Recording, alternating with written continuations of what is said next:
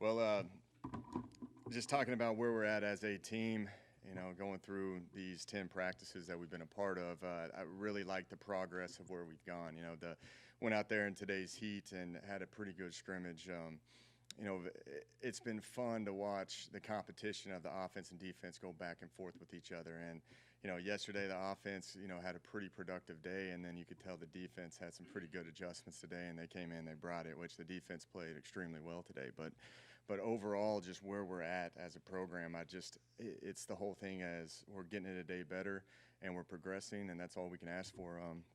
Really like this team. I think they're a close team. They've been through a lot. And it's fun to just watch them take on a whole new look at football and how we approach it, and this coaching staff, and they've accepted it, and I think we're in a pretty good spot right now. Now, next week, depth charts are going to start to solidify. Probably tomorrow you're going to have some of those difficult conversations with kids. Some are still going to be kind of drawn out because we got 4 more practices next week, Monday through Thursday, before we start our mock week. But a lot of these things are going to be solidified up, and it's up to these next 4 practices, all about building continuity with the ones, up in the reps with the guys, instead of rolling the dice and moving guys in and out of positions. You're in a position now that you can get these guys to just start building the continuity needed and understand that this is the team that we're going to put out there in our first game. So really do like where our team is right now. Based on what you saw today, where are your quarterbacks, if you would say, Yeah, speaking it. back and forth. I mean, I know you haven't seen the film. But like some of the guys who have seen the practices, like one day you think it's going to be Gresh as the starter, and the next day Tyler Vitt comes out and runs up and down the field, and then the time you think Jalen is kind of not playing up to it, he comes out and plays remarkable. It's made Coach Stitt it's the funniest thing I've ever seen with him, because he's just all kind of confused on what direction we need to go with it. But I really do like where Tyler Vitt's playing right now. I think Gresh is doing well. I think that's just going to be the ongoing competition over the next 4 practices for sure. But I think all 3 of them are showing signs that they can move the football. But it's not. No one's a clear-cut, winner for this whole quarterback battle. One in particular that you like?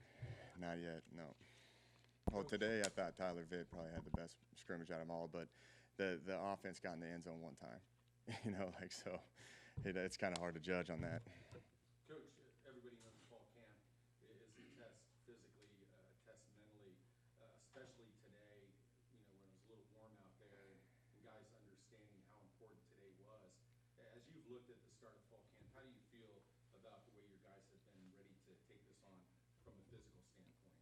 Yeah, that's something that we've been preaching to them. We've had some pretty taxing practices with these guys, and because we need to practice. I think that we're lacking on some fundamentals and some technique, and I think over the course of those 10 practices that we've kind of got it all ironed out. And now they're starting to understand situational football. And I looked at yesterday's practice, and there was a period where I was like, this actually looks like real football right now.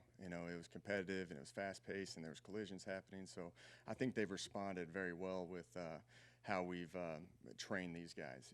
We put them in some situations with class, and like these guys are early morning meetings and walkthroughs into about 4 hours of classes, and then they end up practicing at night. So there's a lot of things that these kids work through. So I think they're pretty resilient right now.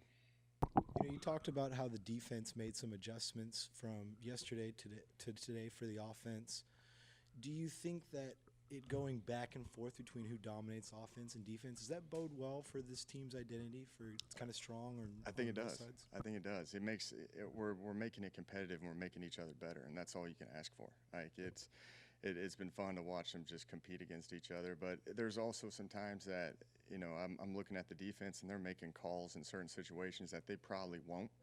Like 3rd and 12, they're playing man-free across the board, where you typically would probably play a zone and keep everything in front, but they're testing these corners to see if they're capable of being in these man situations. And that's the thing that's been interesting to watch from the coaching standpoint, that we're calling plays to see if these guys can rise to the occasion. But overall, you look at the competitiveness. If you look at this past week of 6 practices, like you can flip a coin that the offense had a better day and the defense had a better day, and you just as a head coach, are pretty pleased to see the competition, and I believe that we're making each other better.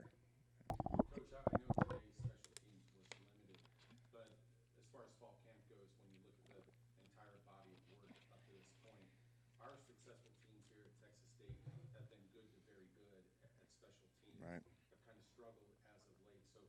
far as what you've seen up to this point, how do you feel about special teams, the entire kicking game across the board? I've been very pleased. I think today was probably one of the worst days that we've had from a kicking point. Like if you look at the past scrimmages, I think we've only missed 2 field goals out of like 19 tries, which is great. Today they struggled a little bit, but that's something that we've been putting an emphasis on. I probably give Coach Whitworth more time than any special teams coordinator in the country in terms of because it's that important. That's kind of what you look back at last year. There was an instances on special teams that if you can clean that up, you probably win those games. So that's why we're putting the emphasis in our defense and such an experienced group of guys, and you've got great body types for special teams. We've revamped the whole kicking situation, and then if you can just get the offense to play smart, efficient football and understand that we can flip the field with our kicking game or, actually kick it through the uprights and get some points, I think that's going to be very critical for our success here. Hey, Coach. So one of the guys that kind of made me raise my eyebrows today was wide receiver T.J. Graham. Yeah. He really popped off the charts today. So can you just talk about his development and how he's been doing through fall camp? I think he's had one of the better camps of anybody.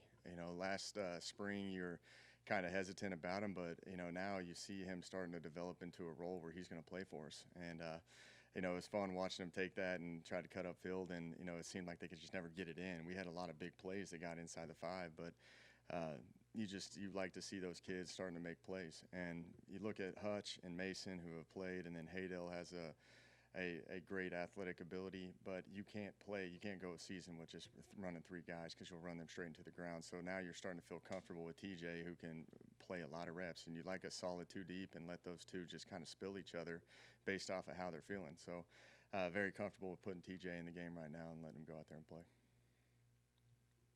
You've made it all the way here to your first full scrimmage. Where would you feel like this team's grown the most?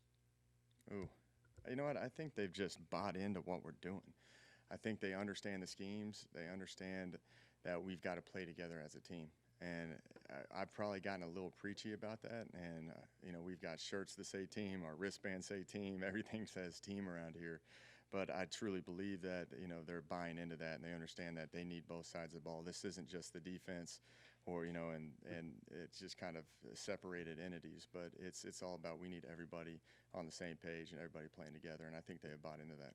How does that sense of how close they are that you mentioned earlier, how does that help you build that kind of what you're looking for with team? Yeah, just talking about how cohesive this group is. It's like I've said before, you guys know that they've gone through a lot of coaching changes and everything where they've kind of just stuck together. Now they're believing in what we're preaching them. They're still that cohesive group that they've been, and I think if you have everybody on the same page, naturally you're going to have better results. And I think these guys are on track for that. Coach, what are you going to be looking for from the guys in these last 4 practices? More about building continuity, timing, making sure we're solidifying the depth charts. It's these scrimmages are so important because we're not just watching them from an offense and defense perspective. We're getting a lot of special teams evaluations because you got to be smart with how you do your depth charts on special teams. So that's what we're looking forward to is some discussions on who are going to be our core guys that we need to protect on special teams and make sure that we're repping the right guys in the right spots. So it's really about just putting the final pieces together in these last couple of days. Did you come out of this scrimmage pretty healthy as far as your team? That I know of, yeah. It's knock on wood, it's a pretty good point of fall camp that you typically have some bumps and bruises and everything, but that's kind of all we have.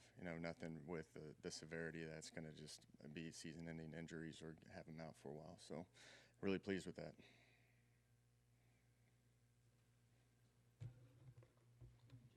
One more guy, Coach. So Micah Hiltz, another guy who's 6'5", now listed at 225. Can you just talk about him and his development as well? Yeah, he came in at about 215, and the nutrition programs, he's probably put on about 20 pounds since he's been here, which you just keep seeing that guy get bigger and bigger, and that's what we have to do at this school with those type of guys is that you have to develop them and make them put weight on, and eventually they're going to be those guys that are like he's an NFL body type, and he's just going to keep getting bigger. But you can see on those little pop passes we do across the middle, he's just a large target to throw to, and it's very tough for those DBs to hit him.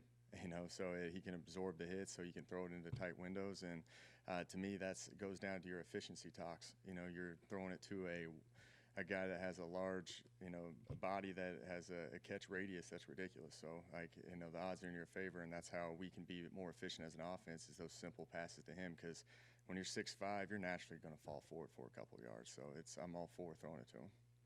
Coach, if I could, Micah Phillips, that's a great question, Jude. So looking at the other side defensively, what kind of problems does that pose when the other team, the opposing offense has a guy like that, other than the physical tools? Yeah, when you start having these guys and you can release them on these short passes as well.